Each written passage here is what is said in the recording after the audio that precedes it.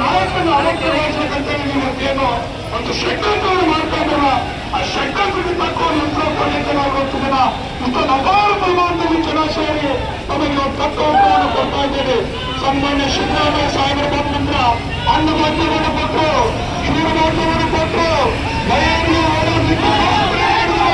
ವಿದ್ಯುತ್ತನ್ನು ಬಡವರಿಗೆ ಕೊಟ್ಟು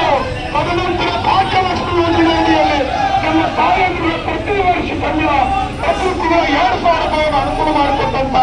ಸನ್ಮಾನ್ಯ ಗೃಹಲಕ್ಷ್ಮಿ ಕೊಟ್ಟಂತ ಸನ್ಮಾನ್ಯ ಸಿದ್ದರಾಮಯ್ಯ ಸಾಹೇಬ್ರನ್ನ ಕೈಯನ್ನ ನೀವು ಅಭದ್ರಗೋಸ್ಕರ ಏನು ಹೊಂದಿದ್ರಲ್ಲ ಅದ್ರದ್ದು ಇವತ್ತಿನ ಶಾಪ ನಮ್ಮ ಅಣ್ಣ ರಾಮಯ್ಯನ ಒಂದು ಏನು ನೀವು ತಂಡ್ರೆ ಅವ್ರ ತಂಡೆ ಬಂದಿರೋ ತಂಡೆ ಶಾಪ ನಿಮ್ಮನ್ನು ಯಾವತ್ತೂ ಕೈ ಬಿಡುವುದಿಲ್ಲ. ಮಾನ್ಯ ಬಿಜೆಪಿಗರೇ ಹಾಗೂ ಜೆಡಿಎಸ್ರೇ